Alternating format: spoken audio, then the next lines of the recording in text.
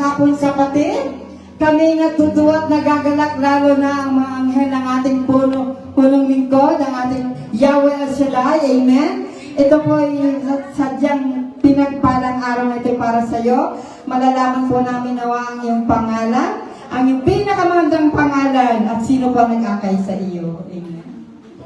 Ako po si Angelica Tapay, akay sa akin ay taga Tawing Isabela po. Isabela!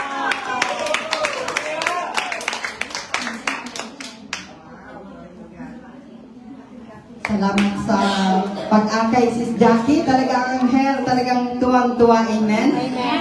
First time po ba talaga sa gawain ni Yahweh El Shaddai? Pero dun sa Isabela po, Bata pa po kayo, okay. Yahweh is God, El Shaddai is Almighty, na tayo po ay nasa umbrella ng Roman Catholic. We're still Roman Catholic, but this is the most happiest, charismatic that you ever come. Dahil ang layunin po namin is mag-akay ng mga kaluluwa na siyang magbibigay ng kalakasan sa buhay at magtutuwid sa ating spiritual na pamumuhay. Amen. At hindi lamang po ito aksidente niyong pagdating, ngunit ito talagang kalooban ng Diyos, kagustuhan ng Diyos. Amen. Salamat sa pagdalo at ikay pagdasal ng ating pinakamamahal na council. Amen.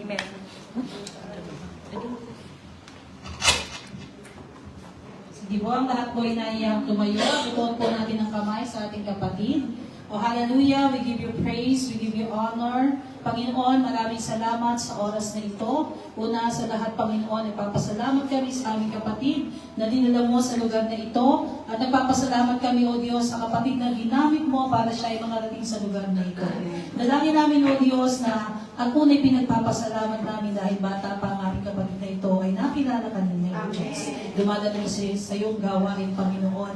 At salamat sa pagkakataong ito na muli namin siyang nakasama sa lugar na ito. At dalangin namin, O Diyos, na patuloy mo siyang igiya sa lugar na ito tuwing araw ng linggo, Panginoon. At patuloy namin siyang makasama, hindi lang ngayon, Panginoon, kundi lagi po namin siyang makasama sa lugar na ito ng pastoral, Panginoon. At dalangin namin, O Diyos, na pagpalain ang kanyang pagdalo ngayong araw na ito, na naman ang kanyang mga kahilingan sa iyo, sa iyong pangalan na ito, iyong dirigit, Panginoon. At dalangin namin na samahan mo siya, buksan ang kanyang puso mamaya, Panginoon, sa pakikinig na iyong mabuting balita, at patuloy na ikay papulihan sa kanyang buhay, Panginoon. Patuloy na i-bless ang kanyang trabaho at ang kanyang mga mahal sa buhay sa bansang Pilipinas. Ang lahat po ng ito hinihiling namin in the name of Jesus Christ of Nazareth. Amen. Welcome, sinas.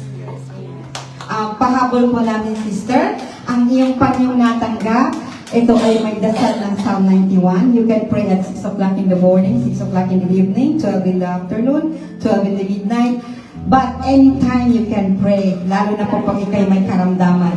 Talaga ang panyo, ang dasal ng panyong ito ay makapangyarihan. This is the prayers of prayer of all prayer partners.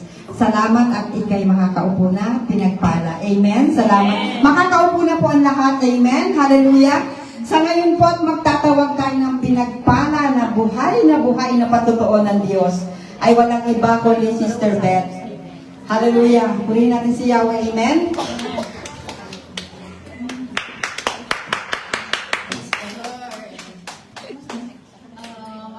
Magandang hapon po sa inyong lahat, mga kapatid. At sa ating amang Yahweh El Shaddai.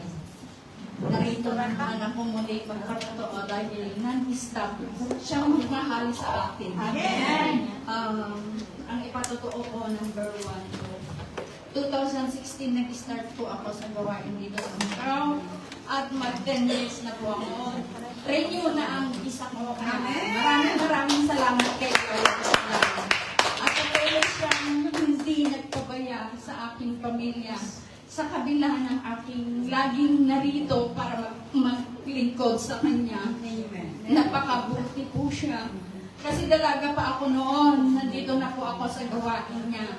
At na-stop na, andito ako, na nakatayo upang pagsigawan ang kabutihan ni Yahweh El Shaddai. Nagtagumpay po siya, 23 years ng aking anak. At natutuwa ako sa kabila ng hindi man siya nag-aral, subalit natuto siya na tumayo bilang ama ng kanyang anak. At nagkaroon ng biyaya din sa palayan at yung pinaggandahan niya ng palayan, bumili ng mga biik para sa business niya sa buhay. Kaya maraming salamat sa mga prayers ko sa kanya na kahit paano tumayo siya bilang anak ng mananagumpay. Sabi ko ito, mananagumpay, dahil hindi naman niya magagawa na bibili ng business na gano'n na hindi niya kaya. Kaya inalilaga ko ito ang mangyari sa day sa iyo, ikaw ang palago. At inaangkin ko na rin na ang aming pinag-usapan ng aking amalayan ay matutupad po sa December. This is my special occasion to the Lord. Dahil gustong-gusto ko na po siya na naglilingkod ako pero hindi pa kasal. Subalit, darating ang panahon. Kaya pinapasalamatan ko na ito kay Yahweh El Shaddai ng marami at darating ng panahon. Pagpapalain niya ang aking buong pamilya. At hanggang ngayon ay pinagpapala at pinapasalamatan ko din ang Diyos na dakila dahil nandyan ang kapatid ko sa kanila na laging tumutustos sa pagtanda ng aking ina na hindi ko man naibigay yung the best daw dahil low salary tayo dito, mas malaki sa kanila. So maraming salamat po ang mga El Shaddai, ang mga effort ko na paglilingkod sa iyo. Hindi ko man nagagawa ang weekdays. Subalit sa Saturday, bukal sa puso ko, nagpupunta na po ako sa club para paglingkuran ko kung ano magagawa ko sa gawain niya. Kaya maraming salamat sa init at renewal ng pagpapala ng Holy Spirit sa aking pag-confess this year. Pinapasalamatan ko si Yahweh sa kanyang revealing power of the Holy Spirit na nag-aalab ang kanyang pag-ibig sa aking puso. Salamat po, Ama. Sa iyo ang kapurihan. Amen, amen. Talaga po, pag ikaw'y lingkod ni Yahweh Shaddai, hindi kanya pababayaan pagka siklik-lik umaapaw. Amen? Ang ating susunod pong magpatotoo, Sister Normaline. Amen? Hallelujah! Ulitin natin ang mga kapatiran na talagang umaapaw ang pagpapala. Amen? Isang mapagpalang hapon po sa ating lahat. Higit po kay Yahweh El Shaddai. Gusto ko lang pong pasalamatan ng Panginoon. Ngayon ko lang po ito i-share. Noong last January po, yung ating pong pamangkin is nag-attend po talaga ng suicide. So, hindi po namin maiisip kasi siya po yung ma-attend na ng gawain. Kumbaga, lahat po aming buong pamilya. Pero parang nandun po yung depression, parang sa trabaho niya po parang na-stress po siya ng todo. So hindi niya po nakayanin yun. Tapos ang dami po niyang ginarantoran na mga tao na grabe po, parang 1.2 million po umabot yung utang. So parang inano po niya yun, dinibdib niya. Siya po ay single parent, may isa pong anak. Yung pamangkin ko po yun na yung nag-tour po dito nung last July, 2 years ago. So, salamat sa Panginoon, sa marami pong nag-pray sa Kanya. 1 month po siya sa hospital. Salamat sa Diyos kasi naka-recover po siya. Ngayon po ay 2 months po siyang nag-leave. Nakabalik na po siya nung last Monday sa trabaho niya. Isa po siyang public servant po, empleyado po ng sa aming pong municipality. Tapos, may isa po siyang anak. Salamat sa Diyos kasi nung ginawa po niya yun, sinama po niya yung anak niya sa room. Parang yung anak niya po ang nag-ano po sa kanya na umiyak yung anak niya. So doon po, naalarma po yung aking ate, nabuksan po nila yung room. Pero kung hindi po niya sinama yung anak niya, hindi ko po alam kung buhay pa po siya ngayon. Pero sa kabutihan po ni Yahweh El Shaddai, tunay nga pong napaka-powerful po ang prayer. Sama-sama pong prayer kasi meron din po siyang pinsan po na preacher sa aming pong lugar sa Isabela. Kaya salamat sa Diyos. Tunay nga pong kapag ako po yung nagme-message po ka sa kanya, pure word of God po yung aking binabato para po yung kanya pong Holy Spirit, yung pong kanyang spiritual po ay patuloy na manahan po sa kanyang puso. Kaya, Lord, maraming pong salamat sa iyo po binabalik ang pinakamataas na papuri pagsamba. To God be the glory. Amen. Talagang nasabihin, malabay na pakpak ang siyang magpuprotekta sa atin bilang lingkod. Amen. At ikaw lang po ang siyang naglilingkod kay Yahweh Shaddai, buong sambayanan, buong kamag-anakan ay talagang protection ni Yahweh Shaddai. Amen. Hallelujah. Purihin natin si Yahweh. May isa pang magpatotoo, Sister Edna. Amen. Hallelujah. Umaapaw din po ang kanyang biyaya, siksik, ligpig. Hallelujah. Amen. Praise God. So, kaya palang hapon po sa ating lahat. At gusto ko lang po ibalik ang lahat ng papurit pasasalamat sa ating Diyos na buhay. This coming May po kasi, finish contract ko na po.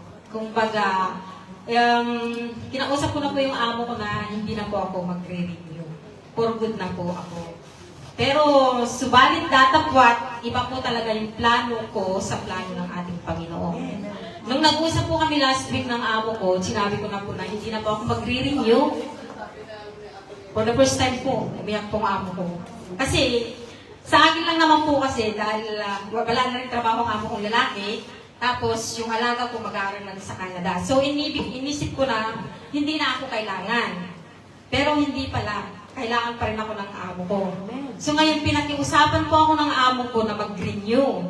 Ngayon, sabi ko, hindi muna ako nag-yes dahil nga, unang-una, kailangan ko muna ang kumprontahin ng pamilya ko. Dahil inaasahan talaga ng pamilya ko na uuwi na po ako. So, nung nag-usap po kami ng mga anak ko, for the first time po na talagang nagali sa akin ang tatlong anak ko. Dahil ina-expect po nila na ako'y uuwi na talaga for good. Ngayon, hinayaan ko po silang magsalita. Tapos saka pinaliwanag yung side ko na, kasi po unang-una ayaw ko rin na umalis ako na may samanan mag sa akin yung amo ko dahil binigla ko siya. Tapos ngayon, hinayaan ko munang magsalita yung mga anak ko. Tapos sa few minutes, nag-iyakan ko yung tatlong anak ko, talagang pati ako umiyak dahil yung sumama loob nila sa akin. Talagang, syempre, naintindihan ko naman yun dahil nga sabik na rin talaga sila sa ina. So ngayon ang nangyari po, bali, after 5 minutes, nag-message po ulit yung panganay ko. Sabi niya sa akin, nag-sorry siya. Sabi niya, ma, pasensya na kasi kung nabastos kami kanina sa inyo dahil nga yung pag-anisip ko, nabigla din po sila dahil talagang expectation nila yung uwi na ako. So sa biyaya ni Lord, pumayag din po sila. Ang sabi ko sa amo ko, ang sabi ko ng asawa ko baka hanggang December. Kasi ang sabi ni ma'am, baka pwedeng pakiusapan mo sila kahit na 3 months, 6 months, or 1 year.